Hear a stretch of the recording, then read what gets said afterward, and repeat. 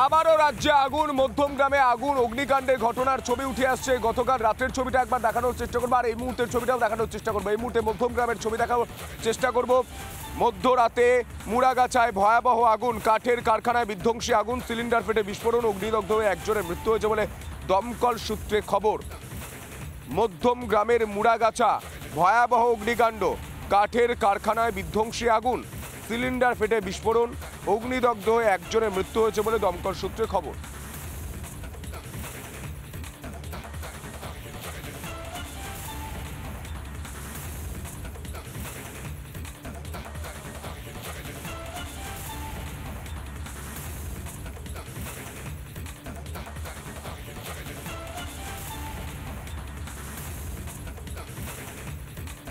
সকাল 8টা মানেই শহর থেকে জেলা সব খবর, সব ছবি সবার আগে।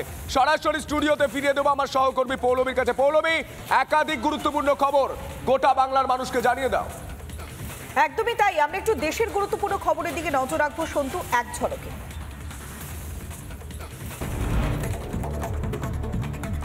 জম্মু কাশ্মীরের স্কুল পড়ুয়াদের সঙ্গে সাক্ষাৎ রাষ্ট্রপতি দ্রৌপদী মুর্মু। দীর্ঘক্ষণ তাদের সঙ্গে কথা বলেন রাষ্ট্রপতি দ্রৌপদী মুর্মু। সব শেষে ছাত্রছাত্রীদের সঙ্গে ছবিও তুলেছেন তিনি। রাষ্ট্রপতি ভবন ঘুরে খুশি পড়ুয়ারাও। রায়সিনা হিলে রাষ্ট্রপতি দ্রৌপদী মুর্মুর সঙ্গে সৌজন্য সাক্ষাৎ সুপ্রিম কোর্টের প্রধান বিচারপতি সঞ্জীব খান্নার। সঙ্গে ছিলেন সর্বোচ্চ আদালতের অন্যান্য বিচারপতিরাও। রাষ্ট্রপতি ভবনের অমৃত উদ্যানে ঘুরেছেন তারা। নাগপুরে শান্তি বজায় রাখতে গোটা এলাকায় টহলদারি শুরু করেছে পুলিশ। শহর জুড়ে জমায়েতে জারি করা হয়েছে নিষেধাজ্ঞা। অশান্তি ছড়ানোর জন্য 50 জনকে গ্রেফতার করেছে পুলিশ। ভূমিধসের জেরে বন্ধ জম্মু শ্রীনগর জাতীয় সড়ক। গভীর রাতে ধস নামে জম্মু কাশ্মীরের রামবান জেলার চন্তরকোট এলাকায়। পাথর এবং গাছ পড়ে সম্পূর্ণভাবে বন্ধ হয়ে গিয়েছে রাস্তা বন্ধ হয়, বাড়ছে দুর্ভোগ। শুরু হয়ে গেল খেলো ইন্ডিয়া প্যারা গেমস। মঙ্গলবার প্রকাশ পেল মাস্কট এবং লোগো প্রতিযোগিতার গান। প্রকাশ করলেন কেন্দ্রীয় ক্রীড়ামন্ত্রী মনসুখ মান্ডভিয়। দিল্লির জওহরলাল নেহেরু স্পোর্টস কমপ্লেক্সে জমকালো অনুষ্ঠানের মধ্য দিয়ে শুরু হলো এই প্রতিযোগিতা। চলবে 27 মার্চ পর্যন্ত।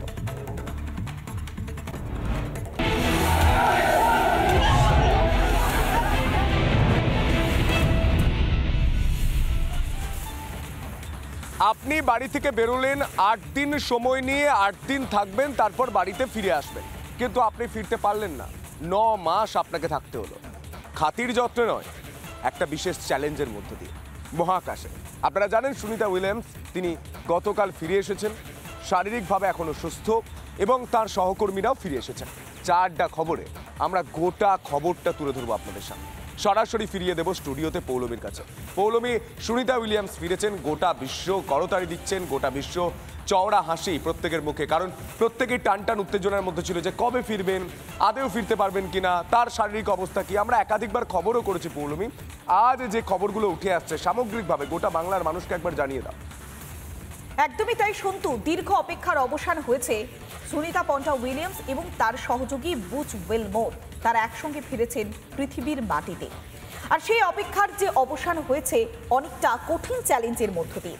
আমাদের সঙ্গে এই মুহূর্তে রয়েছেন বিশিষ্ট মহাকাশ বিজ্ঞানী শান্তনু ভৌমিক। আপনাকে স্বাগত জানাবো রিপাবলিক বাংলাতে।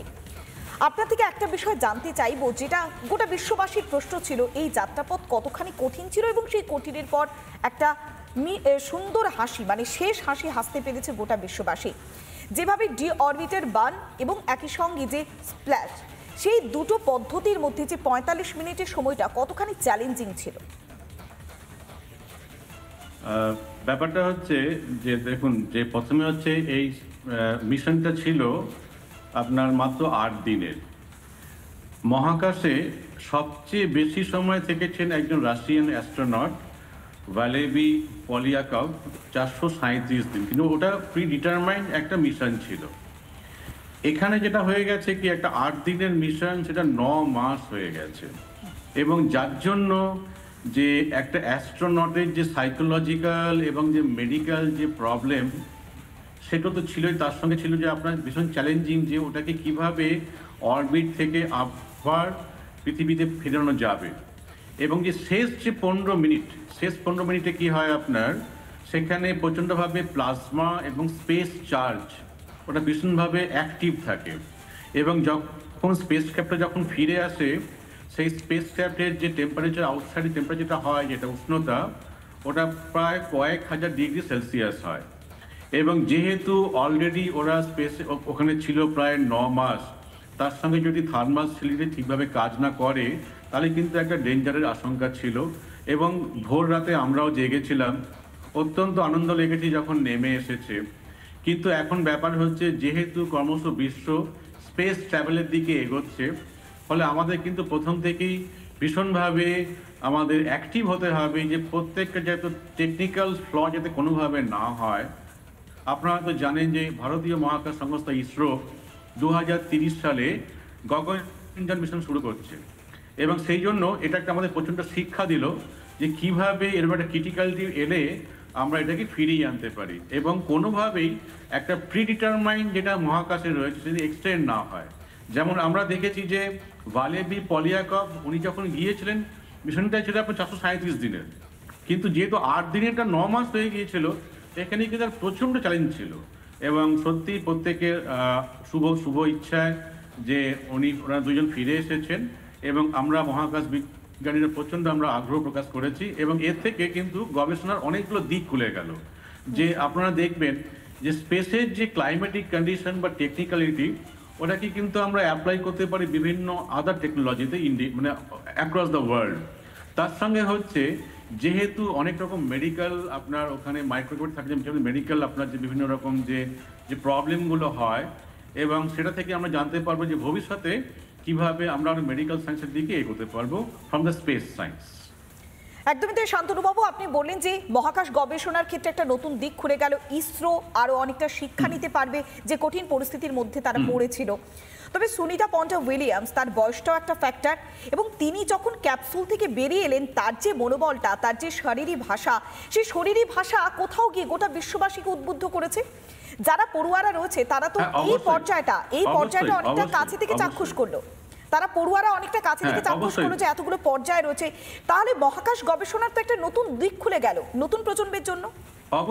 অবশ্যই না, এবং দেখুন সুনিতা নিশ্চয়ই খুব ভালোভাবে জানেন, যখন মহাকাশে যখন উনি আছেন, যে প্রায় প্রত্যেক মানে আমাদের যেটা কি হয় যে বোন ম্যারো বা আমাদের যে ভেতরে যে বোনগুলো আছে 1 থেকে 2% লস করে মাইক্রোগ্র্যাভিটি থাকলে, এটা উনিও জানতেন। এবং সেটা জানা সত্ত্বেও যে উনি যেভাবে ফিরে এসে যেভাবে উনি তারপরে যে উনি যেভাবে রিয়্যাক্ট করলেন মানে after the landing, it's remarkable. কারণ এটা দেখুন রিকভার করতে কিন্তু ওনার এখন 6 থেকে 8 মাস সময় লাগবে। কিন্তু এই যে মনের জোর, এবং যে দেখা যাচ্ছে যে মনেরটা যদি ঠিকভাবে জোরটা থাকে, তাহলে কিন্তু একটা ফিজিক্যাল কনস্ট্যান্ট বা হরমোনাল কনস্ট্যান্টটাকে জয় করা যায়। It's an example, it's a tremendous example. বেশ, অনেক ধন্যবাদ। আমরা কথা বললাম মহাকাশ বিজ্ঞানী শান্তনু ভৌমিকের সঙ্গে। সত্যি লড়াইটা অনেকটাই কঠিন ছিল, মাত্র 8 দিনের ছিল যাত্রাপথ, সেই যাত্রাপথ গিয়ে পৌঁছেছিল 9 মাস, আর সেই 9 মাস নিরন্তর প্রচেষ্টা চালিয়ে গিয়েছিল মার্কিন মহাকাশ গবেষণা সংস্থা নাসা। তারপরে আমরা দেখেছিলাম যে কিভাবে লাইভ স্ট্রিমিং করে তারা সমস্ত বিষয়টি প্রদর্শন করেছিল গোটা বিশ্ববাসীর কাছে। তারপরে ঠিক ভারতীয় সময় 3:27 এসে পৌঁছেছিল সেই স্পেস এক্সের ড্রাগন ক্যাপসুল।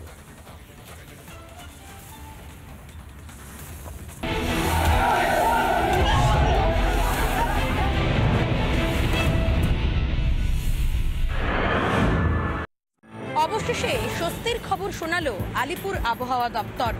তীব্র দাবদাহের পরে কোথাও গিয়ে বঙ্গবাসীর প্রয়োজন ছিল একটু স্বস্তির বৃষ্টি। হাওয়া অফিসের পূর্বাভাস অনুযায়ী আজ থেকে তাপমাত্রা 2 থেকে 3 ডিগ্রি পর্যন্ত কমতে পারে দক্ষিণবঙ্গে। এছাড়াও বজ্র বিদ্যুৎ সহ ঝোড়ো হাওয়া এবং বৃষ্টির পূর্বাভাস রয়েছে কলকাতা সহ দক্ষিণবঙ্গের একাধিক জেলায়, যার মধ্যে রয়েছে হাওড়া, হুগলি, বর্ধমান, নদিয়া, মুর্শিদাবাদের মতন জেলা। আজ থেকেই কিন্তু দক্ষিণবঙ্গের একাধিক জেলায় সন্ধ্যের পরে ঝোড়ো বৃষ্টির সম্ভাবনা রয়েছে। এর পাশাপাশি আলিপুর আবহাওয়া দপ্তরের থেকে যে আপডেট পাওয়া যাচ্ছে যে আগামী কয়েকদিন এই বৃষ্টি কিন্তু চলবে, কিন্তু তারপরে আবারও কিন্তু গরম বাড়তে পারে, আবারও কিন্তু তাপমাত্রার পারদ ঊর্ধ্বমুখী হতে পারে। ক্যামেরায় মোহিত শেঠের সঙ্গে এলিনা ভট্টাচার্যের রিপোর্ট, রিপাবলিক বাংলা, কলকাতা। নানা ধরনের কন্টেন্ট দেখার জন্য লাইক করুন, শেয়ার করুন আমাদের ফেসবুক পেজ, সাবস্ক্রাইব করুন আমাদের ইউটিউব চ্যানেল। পাশাপাশি অন্যান্য ব্রেকিং নিউজের জন্য অবশ্যই চোখ রাখুন রিপাবলিক বাংলায়।